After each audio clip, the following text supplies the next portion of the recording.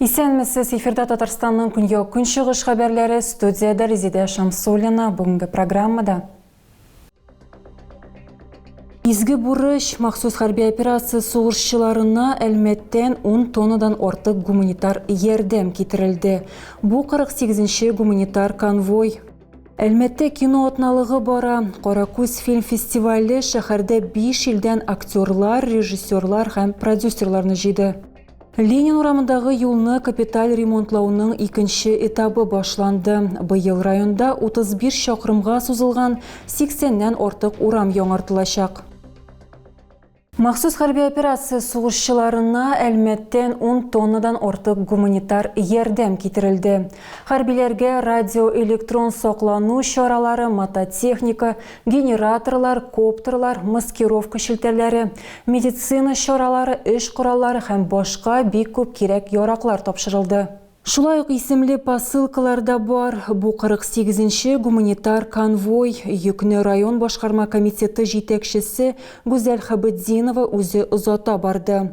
Махсус хәрби операция башланганнан бирле Әлмәт районыннан алгы сызыкка 600 тоннага якын гуманитар йөк җибәрделәр. Әлмәттә кино атналыгы бара. Каракүз фильм фестивале шәһәрдә 5 илдән актерлар, режиссерлар һәм продюсерларны җыйды. Сеанслар өчен картиналарны оештыручылар җентекләп сайладылар һәм бу эш кыш көне үк башланды. Кунаклар арасында элекеге кино эшлеклеләре дә, дебютантлар да бар. Төп рольне уйнарга хыялланучылар өчен мастер-класс үткәрделәр. Как стать киноактер в 21 веке? Дмитрий Марфин актер һәм режиссер. Аның фильмографиясында берничә дистә эше бар. Хәзер ир-атка 47 яшь, кинога ул 5 ел элек килгән. Бу өлкәдәге үсеше турында ул Каракүз фильм фестивале кунакларына сөйләде. Я очень поздно пришел в кино. Тоже вот этот момент, это стереотип. Нет поздно и нет рано. Для меня Мин кинога бик соң килдем. Һәм бу стереотип, чөнки соң яки иртә дигән төшенчә юк. Мин кинога 42 яшемдә килдем. Әгәр сезнең визиткалар һәм фотосурәтләр дөрес булса.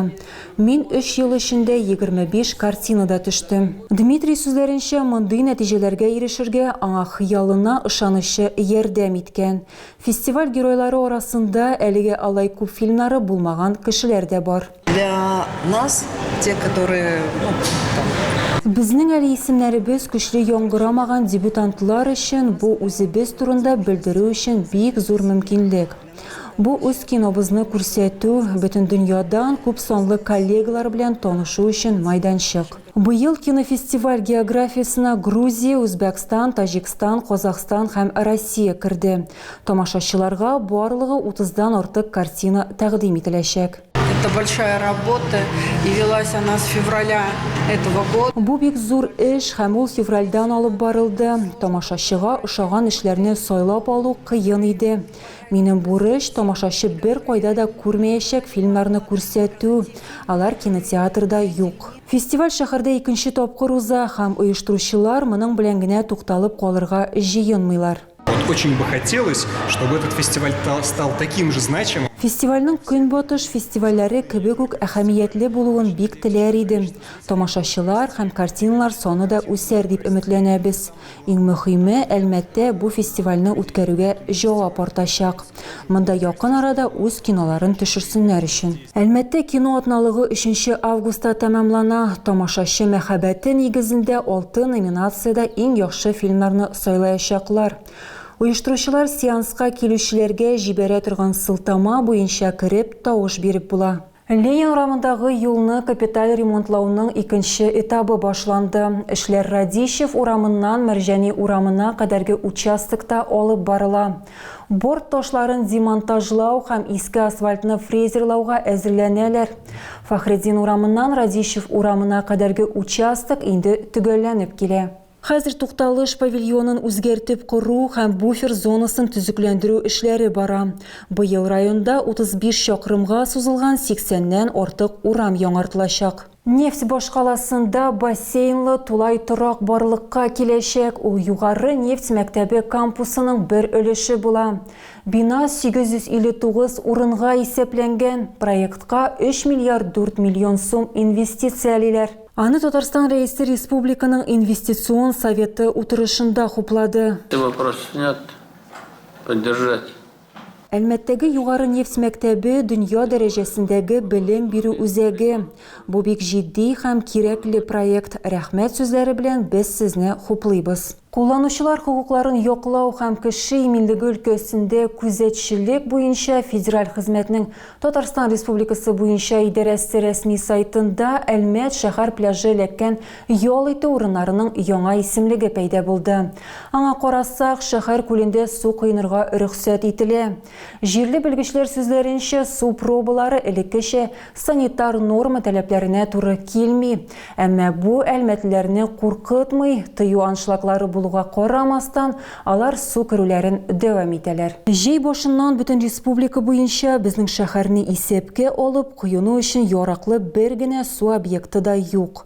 Башка сүзләр белән әйткәндә, кешеләргә табигый сулыкларда рәсми рәвештә су кыйнырга рөхсәт итмәделәр. Әмма 25 июльдә кулланучылар хукукларын яклау һәм кеше иминлеге өлкәсендә күзәтчелек буенча федераль хезмәтнең Татарстан Республикасы буенча идарәсе сайтында рекреация урыннары турында яңа документ барлыкка килде. Аның нигезендә суны тикшерү нәтиҗәләре буенча Татарстанның 11 пляжы гигиена таләпләренә туры килә. Бу исемлектә безнең шәһәр пляжы да бар иде. Әмма җирле бүлек белгечләре хәбәр иткәнчә, комлыкта ял итәргә мөмкин, әмма су кыйнырга ярамый. Состояние пляжа на сегодняшний день соответствует санитарным нормам, санитарным заключениям. Бүгенге көндә комлыкларның торышы санитар норма таләпләренә туры килә. Әмма микробиологик күрсәткечләр буенча туры килми. Әлмәт пляжы бездә рекреация зоналарына карый, ягъни шәһәр халкы душ, ком белән файдалана ала, пляж территориясында ял итә ала. Ә менә сулыкта кыйну киңәш ителми. Рамил Ахмаров аңлатканча, сулыкның сыйфаты һава торышына һәм әйләнә-тирә мөхиткә бәйле рәвештә үзгәрергә мөмкин. Шуңа күрә белгечләр су пробасын атна сайын алалар. Елхавой авылы башкарма комитеты яңа биналы була. Төзелеш эшләре төгәлләнеп килә. Тышкы су үткәргеч һәм канализация төзү эшләре башкарылган инде. Моннан тыш территориясе төзекләндерелгән. Ул аз хәрәкәтләнүче гражданнар өчен дә уңайлы була. Эшке бүлмәләрне бизәү һәм шелтәләрне монтажлау бара. Объектны 2025 елның 3 кварталы ахырында тапшыру планлаштырылган. Әлмәт коммуналь шелтәрләрен 600 миллион сумга яңартачаклар. Акча яшәү өчен инфраструктура ил күләм проектының коммуналь инфраструктураны модернизацияләү федераль программасы кысаларында һәм рәис ярдәме белән бирелгән. Алар магистраль труба үткәргәчне реконструкцияләү өчен кулланылачак. Хәзерге вакытта планлаштырылган 24 шелтәрнең 14-те һәм 167 кыюның 85-е ремонтланган. Рейд барышында дәүләт автоинспекциясы хезмәткәрләре 45 кагыйдә бозу очрагын ачыклаган.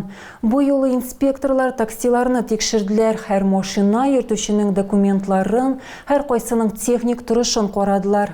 ЮВТ-24 төшерү төркеме тәртип саклаучылар белән бергә юлларга чыкты. Такси оператив профилактик чарасы 23 июльдән 1 августка кадәр үткәрелде. Проводится оперативно-профилактическое мероприятие. Пассажир транспортын шул исәптән җиңел такси автомобильләрен түләүләр алып, пассажирлар йөртүнең законлылыгын билгеләү мәсьәләсенә тикшерүләр үткәрелә.